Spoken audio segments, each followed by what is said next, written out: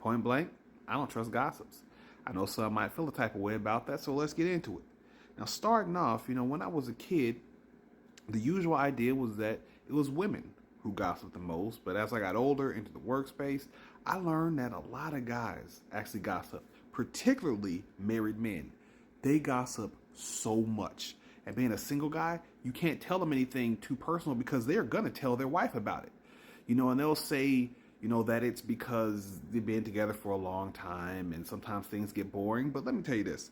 My personal life is not conversation fodder for you and your wife's boring relationship. It's just not. I told you this, bro. It should stay with you, but it doesn't. But then even from there, like people that you work with, you learn that they will tell you the most personal, private, sensitive things. I would be at my desk, ask them, don't tell me this. I would try to walk away. They'll follow you, tell these things. And when I ask them why they do it, their usual defense is, oh, you'll never meet them.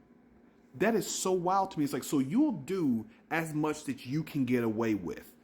That's really shady. But ultimately, I end up meeting the person because usually there'll be some kind of company event. You end up meeting them, and I like messing with the people. I'll go up and say, oh, I've heard so much about you. And you can see the stress in my coworker's face because they don't know if I'm going to say anything. I don't. I'm not going to spill the beans. I'm just going to troll you a little bit because you shouldn't put yourself in a situation where you have to worry about that. It's really an indicator of character. And then you have the people where they like gossiping because it makes them feel better about themselves. The idea of schadenfreude, getting pleasure off of somebody's hardship and pain. You ask them why they do it, and a lot of times they'll say because they don't like the person, which doesn't make sense to me.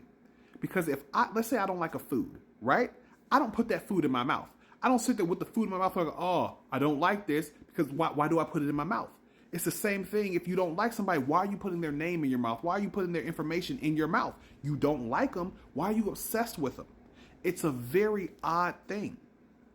And overall, I just learned that people who gossip, their trustworthiness is conditional.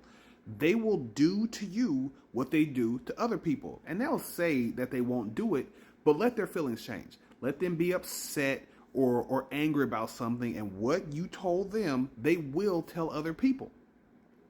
It's too volatile. I can't trust in your judgment. I can't trust your trustworthiness. It's very inconsistent. So, like I said, I just don't trust gossips. So how do you feel about it? Do you feel the same way as me, or do you feel that gossips are trustworthy and do have good judgment? Let me know.